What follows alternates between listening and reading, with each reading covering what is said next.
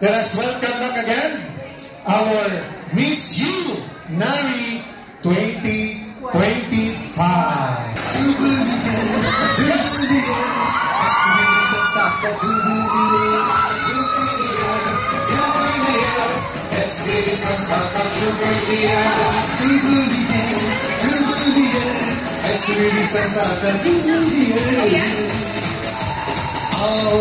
The name of the judge who will read the question.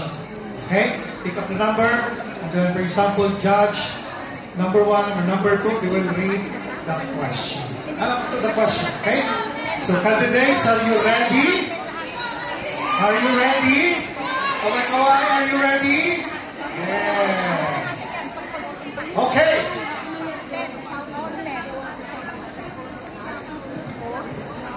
Contestant number 1 will pick up the question.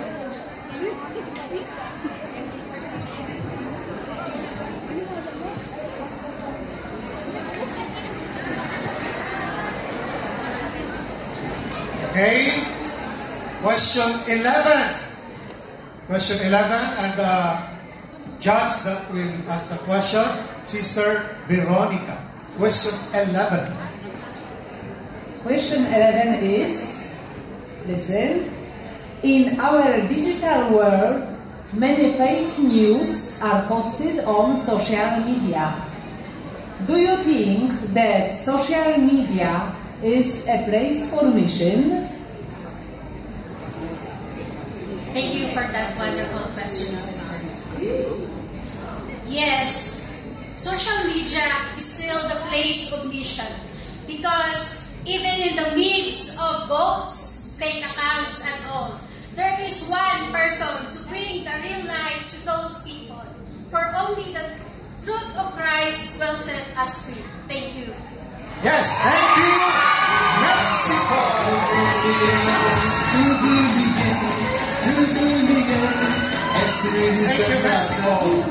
Next, contestant number 2, Elvin Mendoza, Philippines.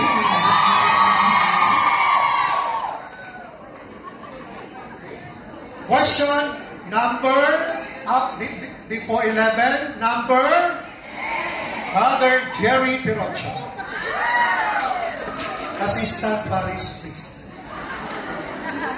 So this is your question. Why prayer is important for a missionary? May I repeat? Why prayer is important for a missionary? Prayer is important for a missionary, for them to have a deep connection and strong faith in God, to ask for guidance in times of challenges, and it also helps them align their hearts to God's will. Thank you. Thank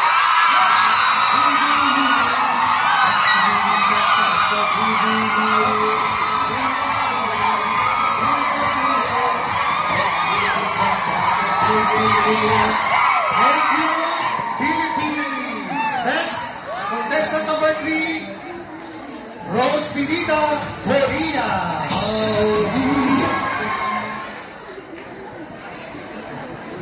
Okay, so here's question number 5. Number 5. And the one will ask question, Sister Veronica. Your question is, in your opinion, in what way lay people can exercise their missionary spirit? Elvin, in your opinion, in what way lay people can exercise their missionary spirit? Thank you for the question. In my opinion, by living out their faith authentically and all access of life, by learning all access of life. And in my opinion, by living out their faith authentically and all aspects of life, sharing their faith to others, and persevere to challenges. Thank you. Thank you, contestant number 3, Rose Tina from Holy Name Life Center, Korea. Next contestant number 4 is Lenny Rocky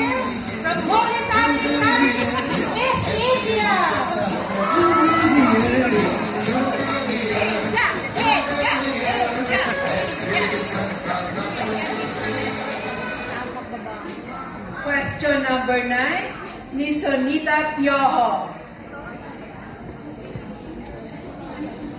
Here's your question. In your opinion, what is the quality of a missionary? Thank you. In my opinion, a good missionary demonstrates humility and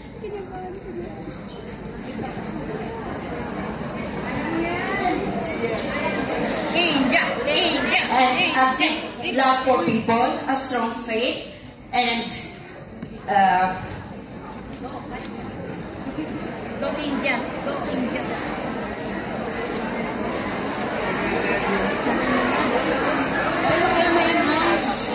and the ability to adapt to different cultures and situations. Thank you.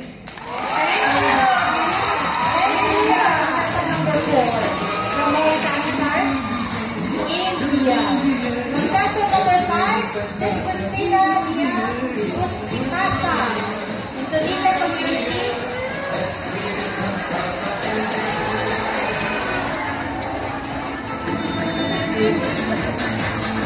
Question number 1, Reverend Father Jerry Perocho.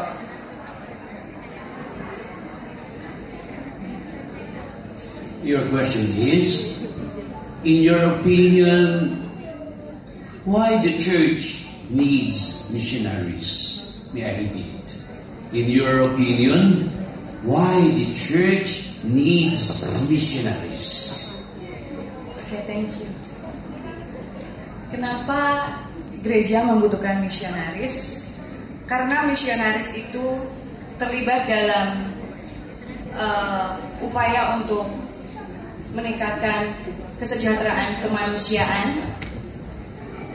kemanusiaan, pelayanan, serta pendidikan, dan meningkatkan kesejahteraan di daerah yang kurang terjangkau oleh misionaris. Why the missionaries needed? Because the missionaries is helping people to elevate their lives in education, in humanity, and in faith. Thank you, Miss Indonesia. Contestant number 5 is Marilita Alina from Church of Station, Japan.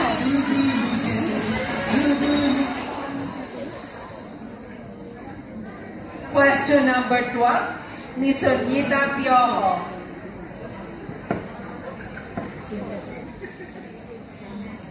Here's your question. How can we do mission work to a non-Catholic friend? How can we do mission work to a non-Catholic friend? Thank you for your question. I will do my mission. So first,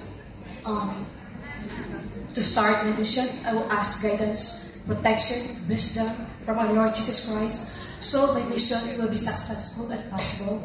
And since she's just my friend, I will ask her to attend to some interesting activities inside the church, and also I will invite her to go with me in attending Mass. And also, if she will decline my first attempt, I will be consistent, I will be perseverance, I will be understanding, I will be patient, because I believe that we live with a mission, and that to evangelize Christian and non-Christian for the glory of our Lord Jesus Christ. That will be all. Thank you.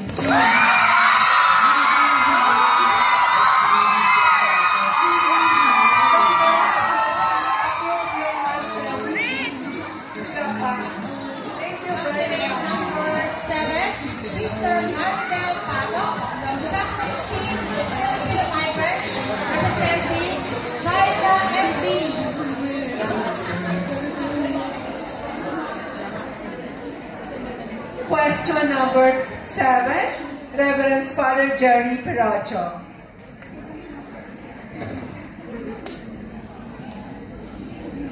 So Miss China, this is your question.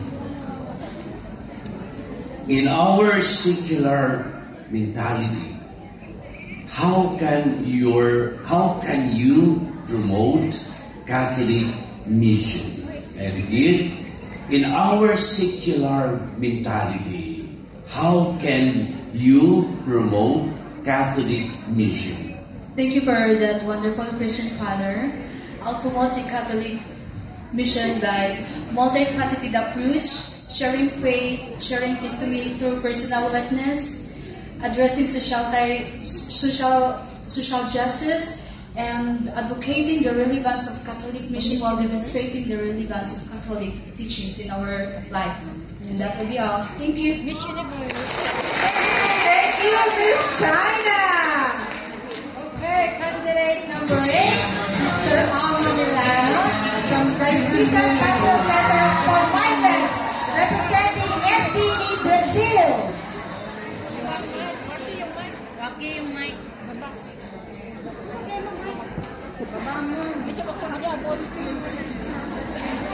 Question number 2, Sister Veronica Leva. The question is, why lay people should participate in the mission of the Church? Why lay people should participate in the mission of the Church? Thank you for that wonderful question, sister. Lay people should participate in the mission in the Church because to help the priest to share the gospel and to reach out the people who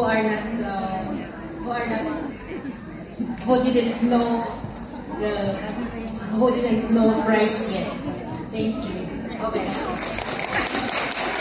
Okay, thank you so much, candidate number 8. Let's call on candidate number 9, Sister Christine Isle from St. Joseph Parish, representing SBE Italy. Elsa! Nag-ibangan yung si Elsa. Question number 4, Reverend Father Jerry Pirocho. So your question is so question, in your opinion, what is the urgent need of the Church that should be addressed? Again, in your opinion, what is the urgent need of the Church that should be addressed? Thank you, Father. In my opinion, the urgent need of the Church that should be addressed is discipleship and spiritual growth. In an age of uncertainty, people seek meaning and purpose, and the Church should focus on how to deepen discipleship to help individuals grow their faith. Thank you.